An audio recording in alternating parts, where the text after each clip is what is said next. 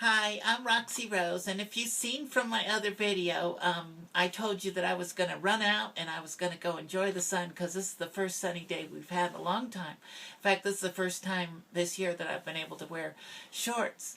Um, but anyways, I got out the front door, picked up the mail, and I noticed I had a past due notice, so I thought I better come in and pay some bills. So that's what I did. And unfortunately, I had to pay a few bills as well as my prescription bill because I get prescriptions, monthly or bi-monthly. What I wanted to make a little video clip out, and I'm still meaning to run out there and enjoy some of this sunlight, but I wanted to talk a little bit about prescriptions and cost. I don't have insurance, and as you found out from my previous uh, uh, videos, that I am a bargain hunter to the core. I just hate spending money needlessly. I'm sure everybody does. But sometimes we don't have a choice, and we're at the mercy of some of these medical facilities or sometimes the pharmacy themselves. And I know there's a lot of trans women out there that just simply think, well, Walmart is a cheap store.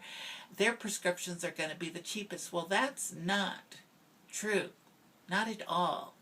And then you could say, well, Rite Aid's really popular. It's nationwide. And they got to be a reasonable price. Everybody should be about the same price, right? Not at all. And I'll tell you my experiences. Originally, I was self-dosing, so I was getting my prescriptions without a prescription, actually getting my drugs without a prescription from overseas companies. The quality was really pretty good. I was pretty happy with them. And I choose a delivery method for my estrogen. I choose an injection, a deep muscular injection. I do it in the thigh, and I alternate thigh to thigh every time I'm supposed to. I'm not going to tell you how often or what amounts of estrogen because I don't want you out there self-dosing, so I'm going to leave all those things out.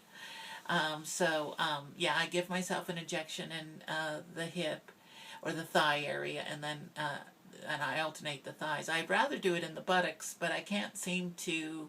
I don't have the guts to do it. I do it alone, and I can't see what's back there. So I just am. I need a little a little help.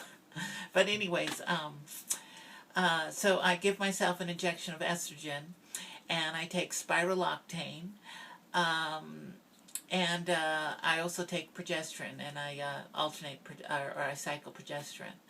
But what I found out was one, the difficulty in getting an injection for estrogen. It's really tough. I was kind of on my own, and as I said before in some other videos, the doctor that I go to kind of lets me run the show because he doesn't really know as much about transition and the drugs that are necessary and the levels that should be present in the bloodstream. Pretty much I kind of led him. Trying to find a pharmacist that had injectable estrogen, and I wanted a bioidentical estrogen because I had tried synthetic estrogens, and they just wreaked havoc in my system. They caused skin rashes and irritation, and I actually couldn't sleep very well at night. And then I figured out it was due to the fact that they were synthetic estrogens, which some people don't have any problem whatsoever with synthetic estrogen, but some people like myself are sensitive to it. So I chose to get a bioidentical estrogen injectable, and and then I have a spiroloctane. Now, my experiences with the injectable estrogen, I had to go all around to different pharmacies. And the problem with that is that means you have to have a piece of paper in your hand with the prescription. Because see, nowadays everything's computer done. So your doctor wants to email the pharmacist, and then you go to their Rite Aid or their Walmart, and you just pick up the package. You never have that prescription card anymore, or at least not too often anymore. Now the problem with that is then that limits your ability to shop around. If they email that prescription to Walmart, how are you going to go over to Safeway Pharmacy or Rite Aid Pharmacy or Walgreens and get a competitive bid? it's really hard. So I made sure I got my prescription in on a piece of paper, and then I went in there and talked to them directly. And what I found out is, well, Walmart wasn't very happy. They weren't very helpful, I should say. Pretty much, you give them their prescription, that prescription card, and they just give you a price. But I went to a few others, and I hate to mention names, but I went to Rite Aid, and then the lead pharmacist came out and said, do you have insurance? And I said, no, I don't. I'm paying for this out of my pocket. And she said, well, we're going to make sure we give you the right price then. Because if you have insurance, they give you the wrong price, meaning they give you this really exorbitant price. But see, if you don't have insurance, they give you the kind of the low price.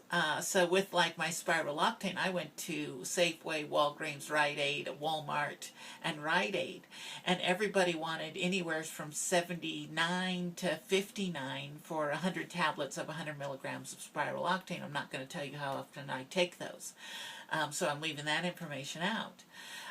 But yeah, that was expensive, I thought, and I had been used to ordering them overseas for around $40, so they were, I was thinking I was going to be paying a little less here because I had a prescription, and, well, anyways, Rite Aid came in, and this was the one that took a little extra time with me and asked me if I had insurance, so make sure you state that up front. Rite Aid came in, get this, for 100 tablets of 100 milligrams of Spiraloctane. Rite Aid comes in at $13. So here Walmart's like $59 or $79. I can't remember which ones were which, but there was a huge difference. So do your shopping around, which means you have to get that prescription in on a piece of paper, and doctors don't like to do that. They want to just type it up, send it email. So you kind of have to make a pest to yourself and kind of push them into doing this. And then the other thing was, as I did get a prescription for injectable estrogen, and I went around to all the pharmacies, and because of the dosage that I wanted and the type of estrogen, it just was not going to be very easy to get. I finally got some for two people to give me a price on it, how much it would cost, and it would take about a week to get in. And I did end up getting some from Rite Aid, and I did end up getting some from the Safeway pharmacy in my local town. All these pharmacies are a lot of them are independently run, and they have a pharmacist, and he's basically running it through, Rite Aid or Safeway. So each one is going to have a little different personality. So I went on the injectable estrogen that I got from Rite Aid, and I tried some from Safeway, and I'm not sure if the dosages were correct or if the type of estrogen was correct, but I wasn't happy with it. I wasn't feeling good after about 2 weeks on it. I was feeling a little nervous and feeling a little run down at the same time. And so I don't know what was going on. And I persisted and I kept going. And pretty soon I realized that estrogen, because I still had some from the mail order companies that I had, so when it came time for another injection after about a month, I tried the estrogen that I'd gotten overseas without a prescription. And right away my symptoms went away and I felt a lot better. So I don't know, I can't send this out to a testing lab, and I don't know that much about it, but all I know is the estrogen, the injectable estrogens that I got here weren't the same as what I was getting overseas. Either the dosages were different, or maybe they weren't bioidentical like they were supposed to be.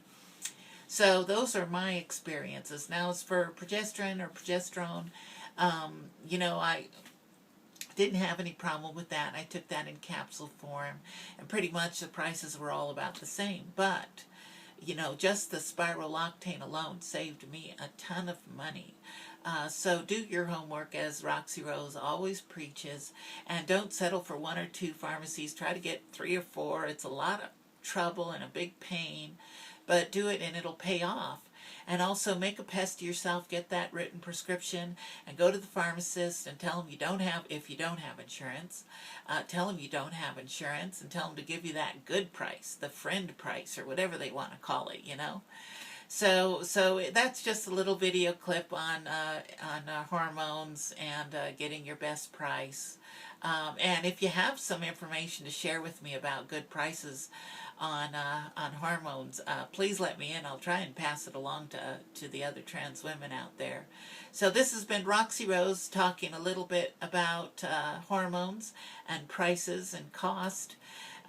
Because, you know, I had to pay that bill today, and it's a considerable amount of money that us trans women have to pay every single month. Oh my gosh. But it's all worth it, in my opinion. And anyways, this has been Roxy Rose talking about hormones and the cost of transitioning. And I'll see you on another video. Bye-bye.